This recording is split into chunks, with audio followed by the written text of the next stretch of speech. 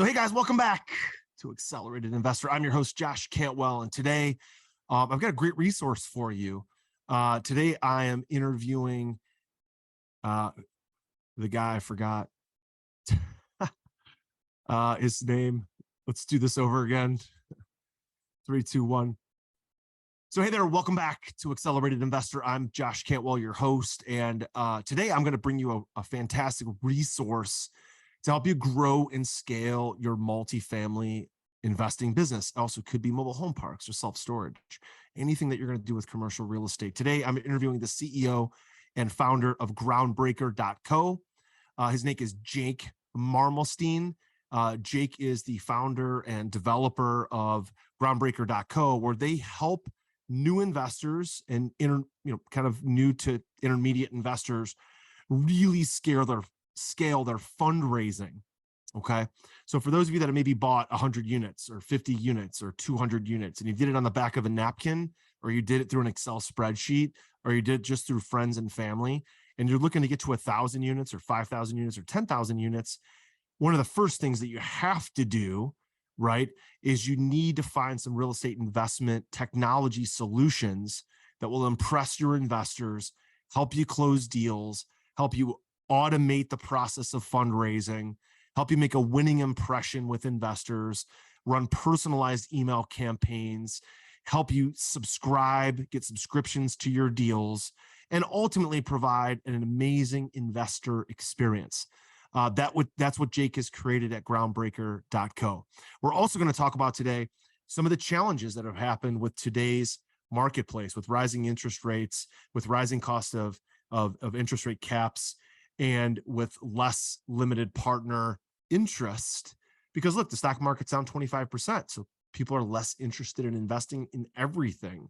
And Jake's got some specific solutions through his network to help you locate more debt and more LP equity for your deals. We're going to talk about why Groundbreaker is different from other syndication solutions, and also how you can subscribe to the software, get access to a free demo to help you handle your real estate syndications and make your investor management much, much easier, right? So that's what you need. Raise more capital, make it easier. Here we go with Jake Marmulstein. Welcome to the Accelerated Investor Podcast with Josh Cantwell. If you're looking to retire early with forever passive income, you're in the right place. This podcast is the go-to destination for real estate investors, both active and passive, and multifamily apartment investors, both new, intermediate, and advanced. Now, sit back, listen, learn, and accelerate your business, your life, and your investing with the Accelerated Investor Podcast.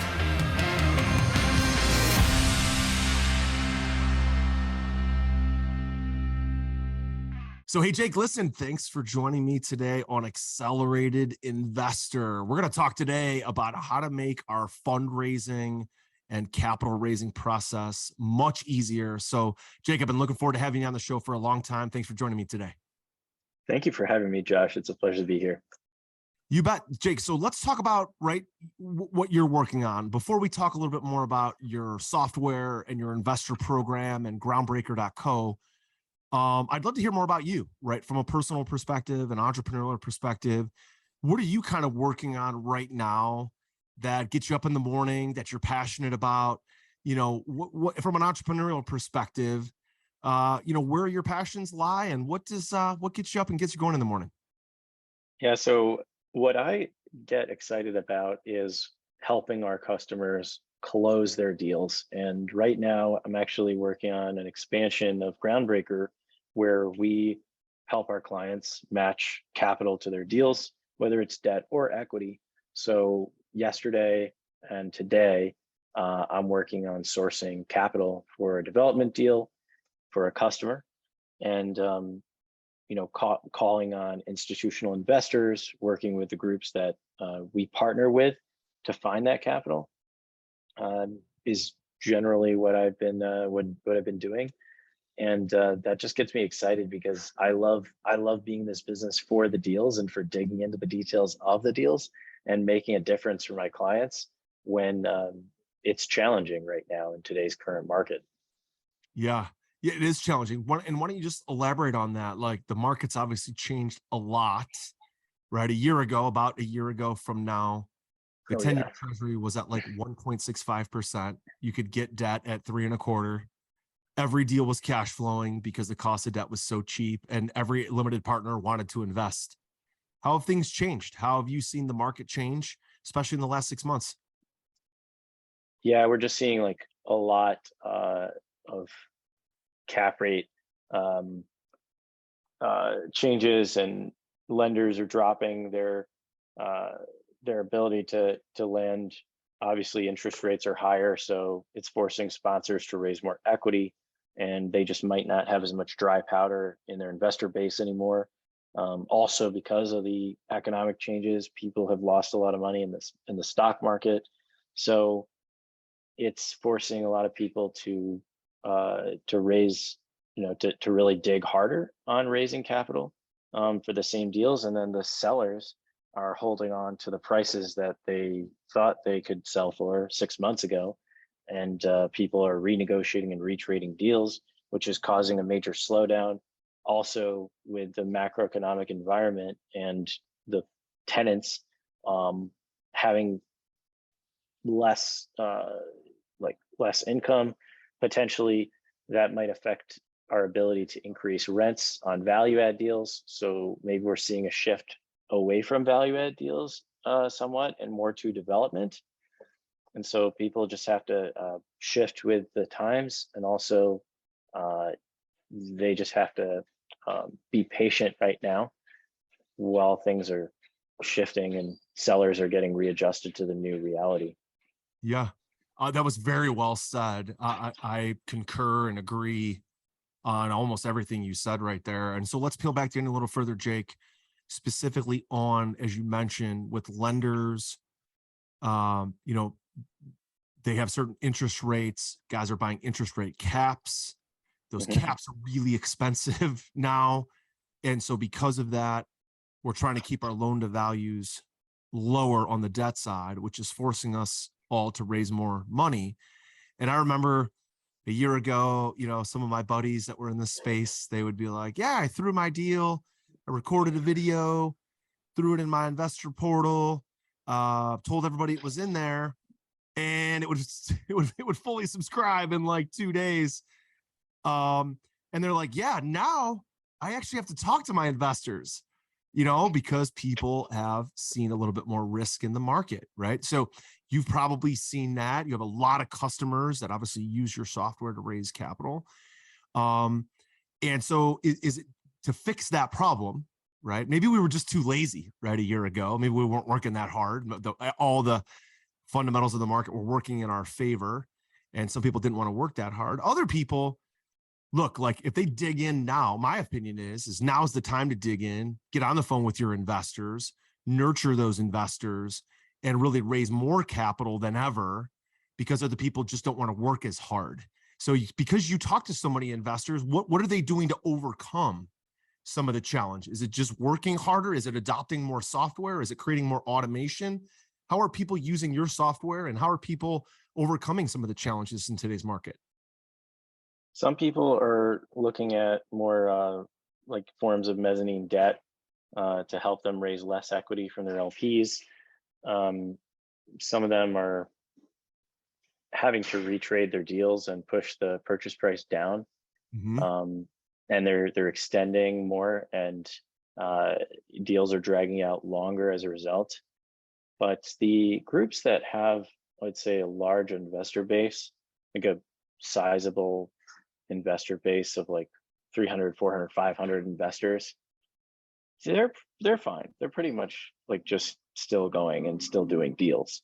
Right. And the thing I just get concerned about is that people get into deals that just might not be priced favorably, and they end up getting stuck in an asset where they might have gotten like underwater, and their business plan isn't able to be executed according to what they projected, and you just don't know what things are going to look like in the future. So we hope that those those people who are really aggressive, maybe slow down a little bit, and they're more careful with their underwriting.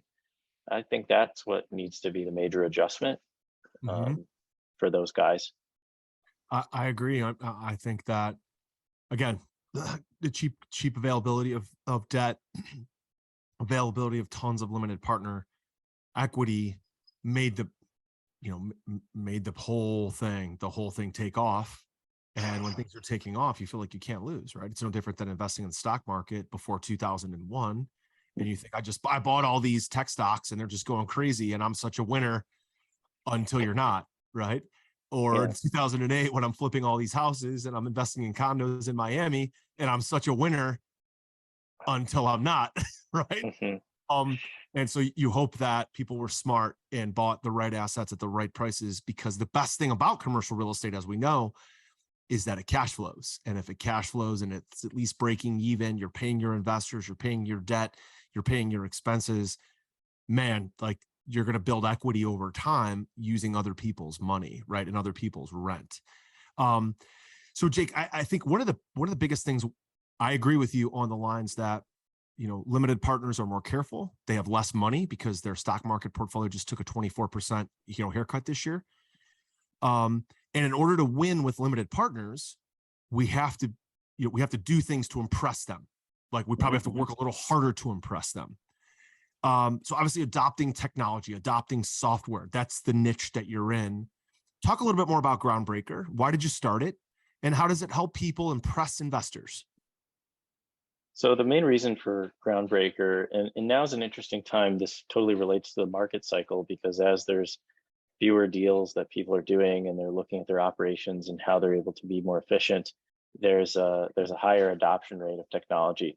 And we saw this spike also during COVID, when there was a slowdown and there was a massive adoption of the technology, because it professionalizes your business, makes you look good to your investors. It gives them a place to go to be able to see all your information. It makes you easier to work with as a sponsor. You drive that convenience factor and that customer service to every experience you have with your investors, and they have more confidence in you as an operator as a result.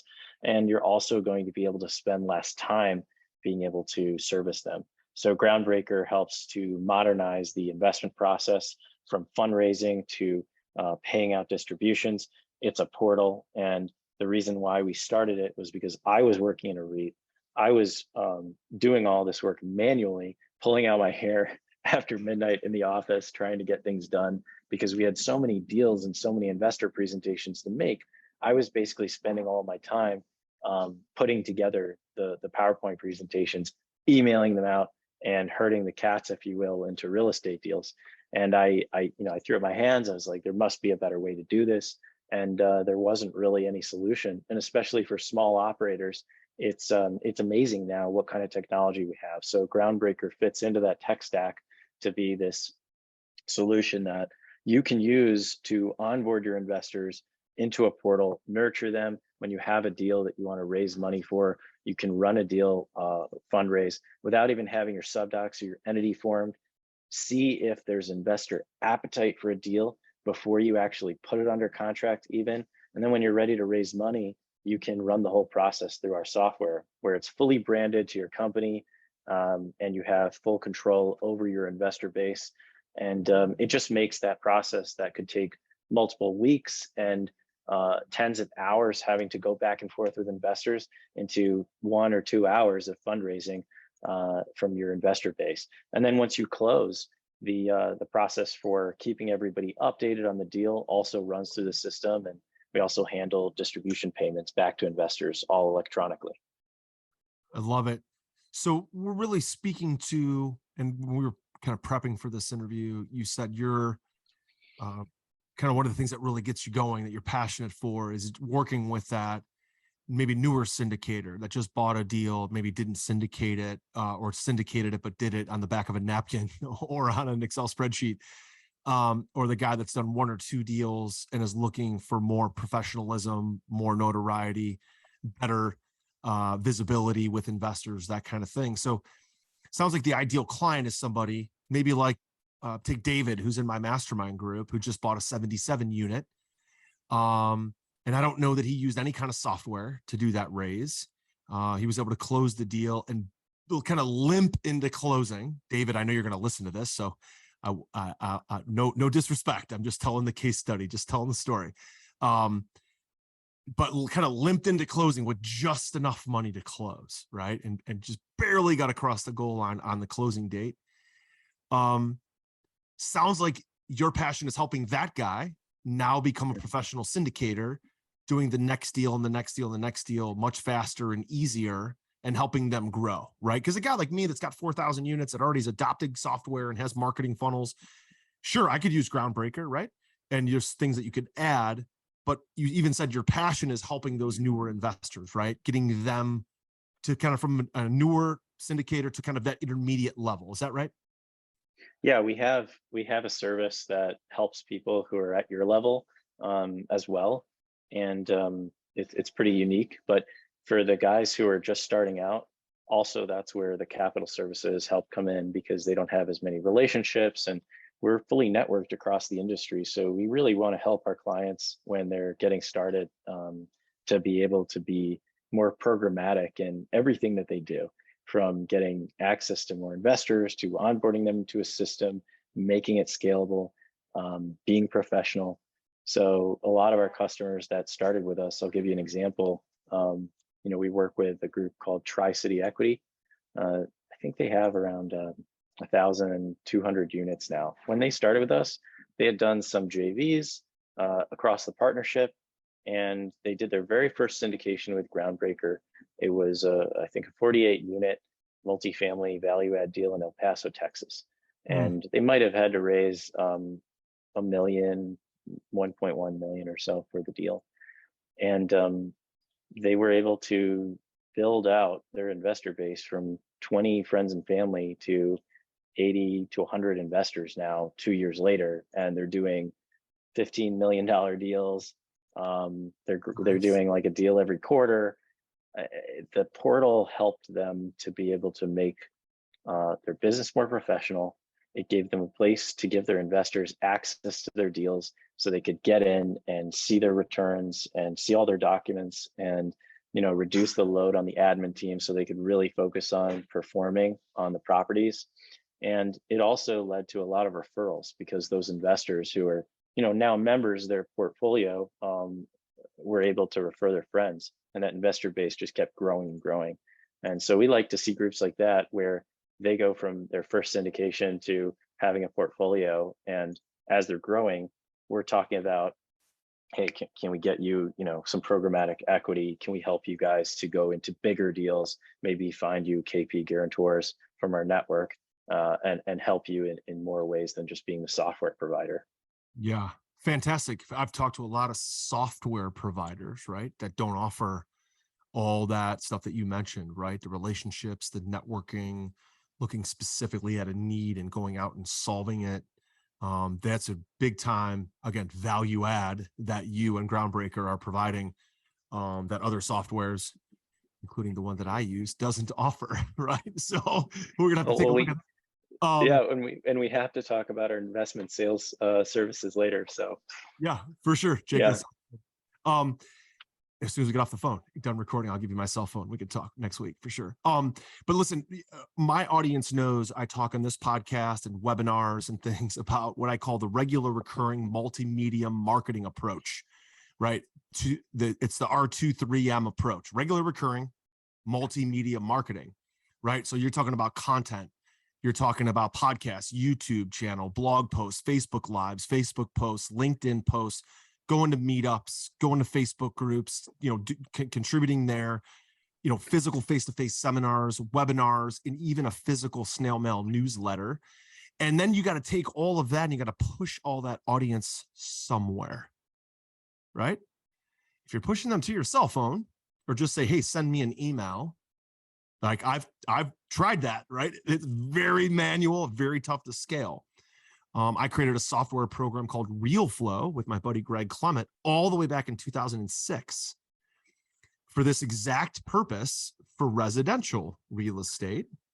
Greg bought me out of that business in 2011, excuse me, but it did everything you just described, right? It was basically software program with all the apps and tools for Resi, and the ability to raise money. But if you don't have something like Groundbreaker and you don't have a way to capture these people, somebody's interested. Look, people hate to be sold, right, Jake? Like, people hate to be sold. What they want is to show interest, and then they want to consume information, content, marketing material, infographics. They want to consume that stuff on their own time. And the best client is a client that convinces themselves to invest in your syndication, not you reaching out, pestering them, calling them, cold calling them, and asking them to invest. So I heard a phrase years ago, right? Marketing is sales in print. Okay. And so all that marketing is great, but where are these people going to go when they make the decision to opt in or raise their hand?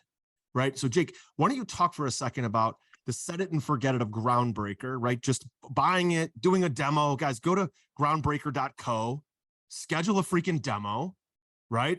And if you're going to do any kind of syndication in the next 2 years, right, sign up for the software, period. That's all I'm going to tell you. Groundbreaker.co, just do it. Get the demo, get the software. Then, Jake, why don't you just elaborate on some of the things I just mentioned about this multimedia marketing approach and allowing the prospect to kind of convince themselves to invest in a syndication, and allowing them to drive the bus versus cold calling, reaching out, because you kind of look desperate when you're doing it that way. Yeah, in sales, you have to have so many different touch points to be able to close a deal with somebody. And so I look at it as extending yourself into marketing.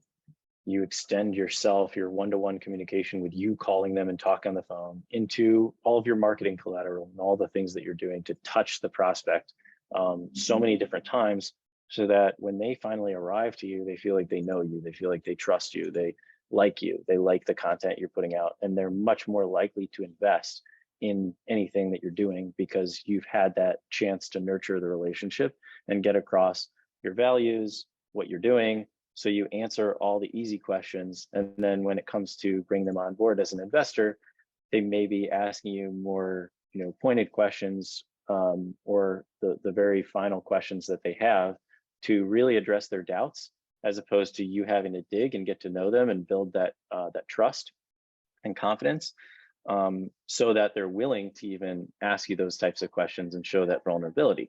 So what Josh is talking about is being able to develop that trust digitally over time, so that you can nurture those investors in through your funnel. And then when they do get to a tool like Groundbreaker, we make it really easy, like Amazon, one-click checkout.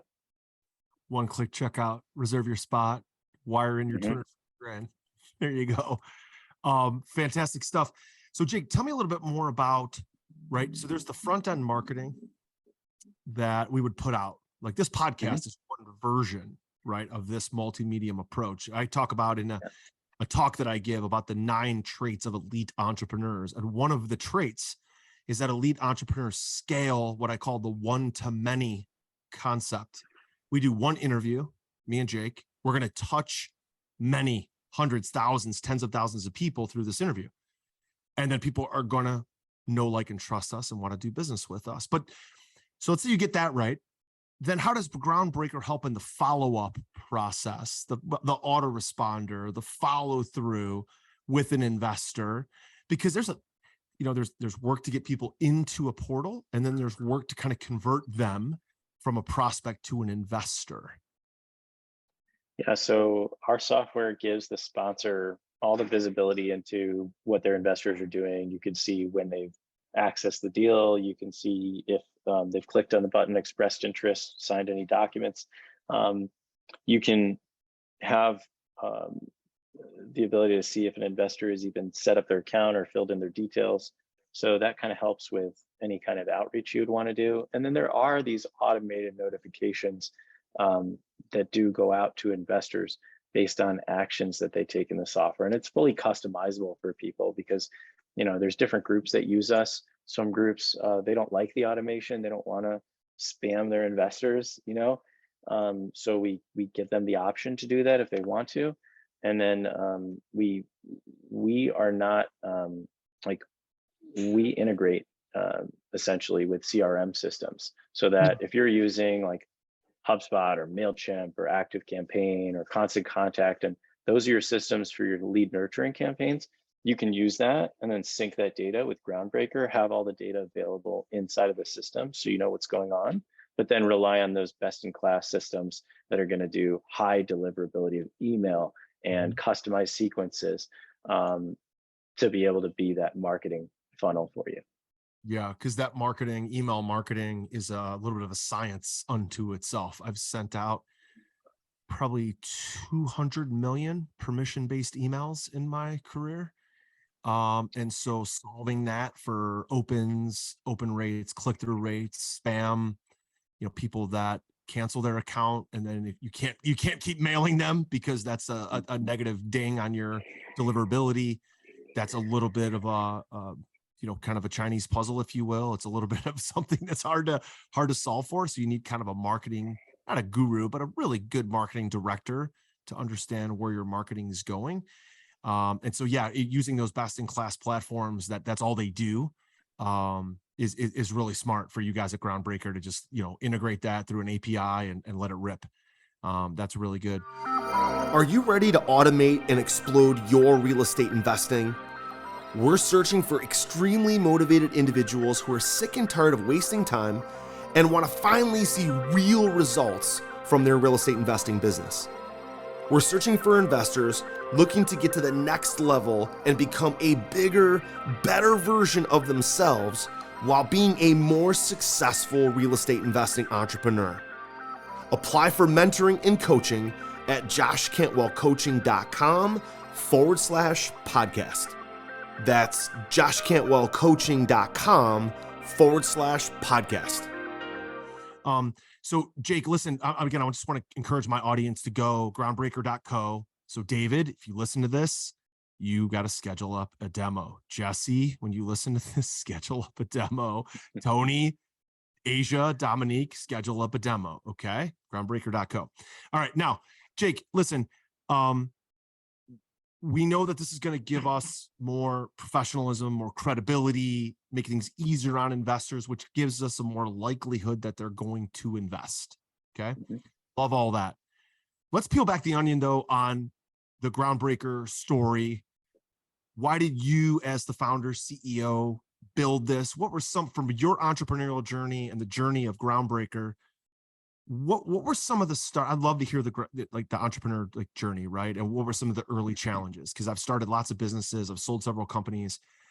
For you, why did you create this business? And what was the early going like? Because raising money to have a guy write code is not cheap. I've paid that bill before.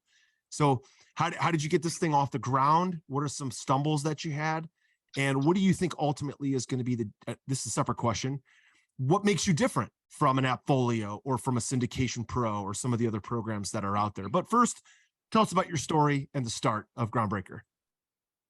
All right. So this is thank you for all the questions. I'm really enjoying it. And this is my favorite part because you get to talk about yourself. We all like to talk about ourselves. Being a tech entrepreneur, man, for someone who came from a real estate background with no tech experience, it was a hell of a journey. And I started off really fortunate to be able to find a CTO, and we bootstrapped the company together, building it with like a Ruby on Rails app with this Bootstrap framework, which is basically like a plugin. And in Ruby, you can install all these gems. So we kind of hacked a solution together, got it off the ground, and had customers. And people were paying us like large implementation fees, and we were, funding the software through our customers at the beginning. And we knew though that we needed to redo the solution, and our CTO kind of ran out of bandwidth. So I had to buy him out, restructure the company. Then I raised money and hired an engineer who I met in Chicago through a recruiting firm to start the new build of software. Here's where everything went wrong. We had fresh capital in the bank.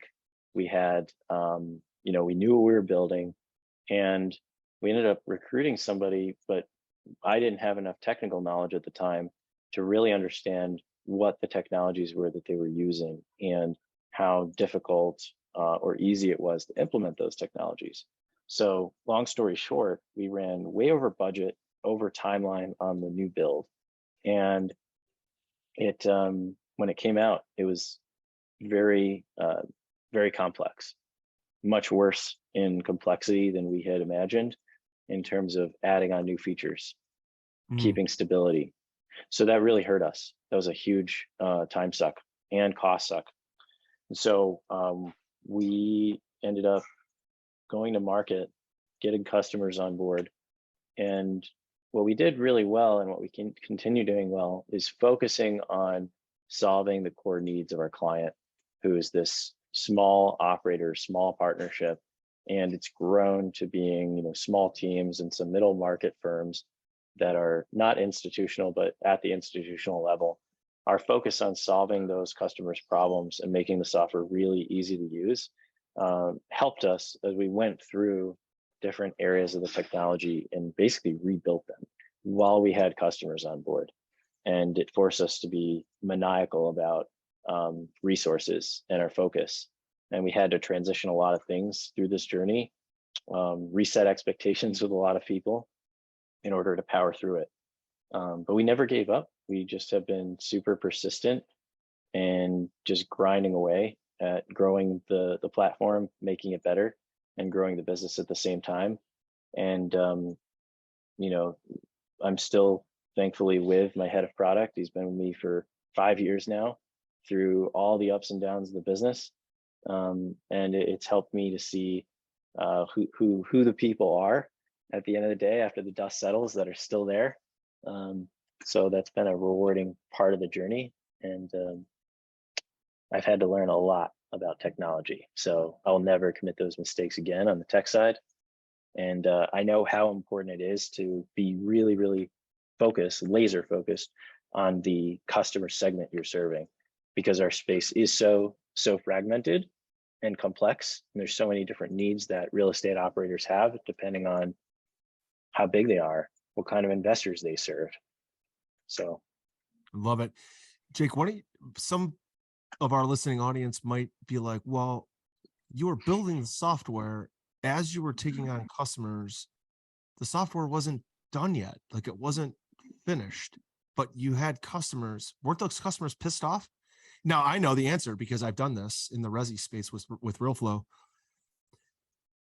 but I would love to hear your take on the relationship that you and your company have to have with customers that allow you to make mistakes, to redevelop the software, completely retool it, but have those customers stick with you. So talk for a second about that relationship between you and the customer base that allowed you to make pivots, make changes, make optimizations, and probably piss some people off along the way, some customers along the way that didn't like some of those, but still retain the vast majority of those customers and actually turn those customers into your biggest advocate that want to help you optimize the software. Tell that story. Yeah, so you know exactly what it's like. I can tell it is really tough. And like just with your dealing with your investors, it's the same thing. You have to communicate and be able to be transparent and reset expectations. And everyone wants to know, well, what are you going to do for me? How are you going to make up for it? So we just over-indexed on customer support. Honestly, we do provide like the industry leading support. Our people are phenomenal. We have the highest customer support ratings. Our customers leave us raving reviews, and it's because we had to. When the software was falling over, our customer support team was calling investors, like calling your investors, holding their hand, helping them complete tasks, reassuring everything's okay, making sure that the raise got done, making sure that people were able to use the technology or get what they needed, no matter what, whether it was through the software or not. And so that kind of support can get expensive, but it's been the reason for why people have stayed with us. And it's one of our differentiators today. Right. And that customer support is sticky, right? So once somebody signs up for a software program and they're paying X amount of dollars a month and they have all their investors in there and their staff finally learns how to use all the features. And then you like as an owner, like for me as a CEO, like the last thing I want to do is offload a software and then reteach all my people to reuse it, unless I know that the next decision to use the next software is going to make everything that much better, right?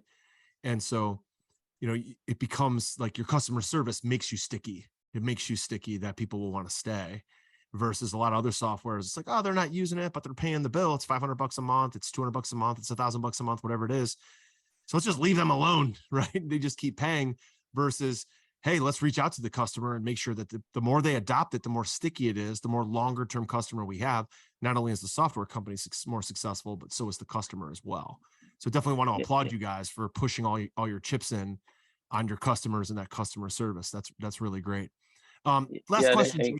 Go ahead. And like an example of that was not too long ago, we had a client that was raising capital for a deal, and they were doing a ton of marketing and they had all these funnels and everything, just like you were talking about.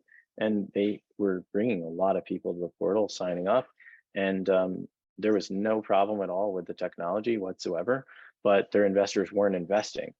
And because of our high level of customer service, we started calling their investors for them, because they hadn't even reached out to their investors. They hadn't even asked them, why aren't you investing, or what issues do you have with the deal?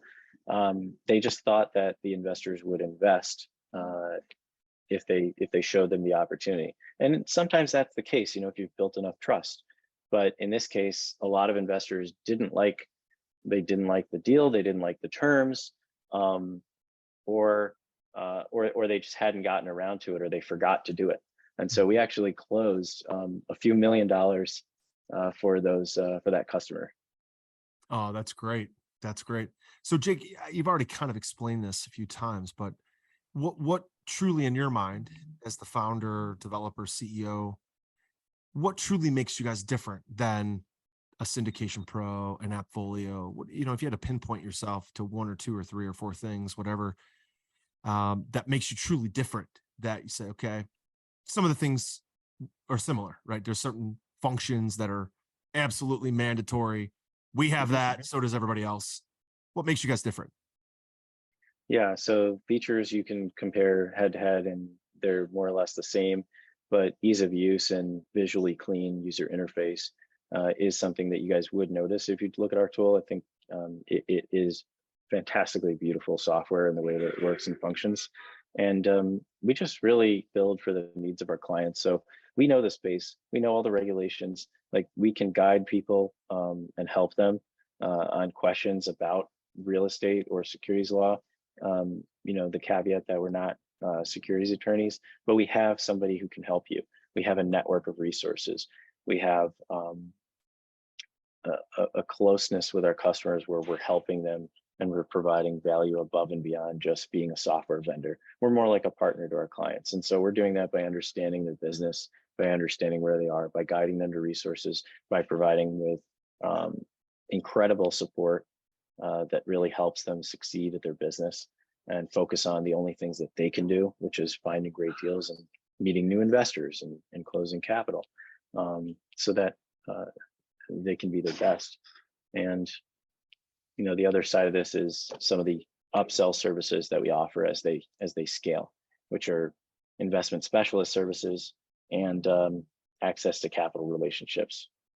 Yeah, love it. Love it. Fantastic stuff, Jake. Listen, again, just want to encourage all of our listeners, especially those guys in my Forever Passive Income Mastermind. If you are, done, a lot of you guys have done deals. You guys have done small deals. You guys have done 30 units, 100 units, 500 units. Look, man, I mean, this only works, in my opinion, because I've done it. It only works with software. I developed it, and I've logged in and subscribed to other people's software that make my life easier. People ask me, how do you scale to 4,400 units? How'd you do 19 syndications? this that we're talking about with Jake is an absolute must do, probably even before everything else, right? Like if you don't have a way to recruit capital, you're going to limp, if you get across the goal line at all and close a deal, you're going to limp through it versus automating the process and really scaling at a significant level. So Jake, listen, thanks so much for carving out some time today for Accelerated Investor for our audience. All of our audience can go to groundbreaker.co, which is .co, not .com, .co. Go there, schedule a demo, and engage with Jake and his company. Jake, thanks so much for carving out some time today. Thank you, Josh. It's been a pleasure. Well, there you have it, guys. Listen, I really enjoyed that interview with Jake because I've built software just like that for the residential space. And I know what it's like to bootstrap raising and creating a software. I know what it's like to bootstrap, using customer subscription fees to add applications, to add benefits and optimizations for those customers. I know what that's like. So I have a lot of respect for what Jake has done. And now, Jake's had over 19,000 investors invest through their portal, and they've helped customers raise over $2 billion. So I really enjoy hearing his entrepreneurial journey, some of the challenges that he faced in creating the software and then tearing it apart and redeveloping it. I did that a few times. And also, what some of the challenges are for investors right now and how Groundbreaker can help you solve those. So really enjoyed that interview. Don't forget, smash on the subscribe button right now to subscribe to these videos. Number one. Number two, 5-star rating and review right now. I need it from you. Leave a rating, leave a review. I need it from you. Open up your phone, wherever you get your podcasts, leave us a rating and a review. And also, listen, I'm in the business of investing in real estate and then teaching that to my mastermind group. Okay. That's what I do. I invest in real estate with a $300 million portfolio. We've done 19 syndications. We've raised and deployed $100 million. And I'm in the business of helping other people do what we've done. If you want help, go apply. You've got to have some skin in the game. And you can be part of our Forever Passive Income Mastermind. Go visit us at joshcantwellcoaching.com. We'll see you next time. Take care. You were just listening to the Accelerated Investor Podcast with Josh Cantwell. If you enjoyed this episode and learned something new, help us build the AI community by leaving a review and 5-star rating on our iTunes podcast channel. Also, don't forget to subscribe so you never miss another episode. To see passive investing opportunities, visit freelandventures.com/passive. To start your journey toward the lifestyle you've always dreamed of with multifamily apartments, apply for one-on-one coaching with Josh at www.joshcantwellcoaching.com.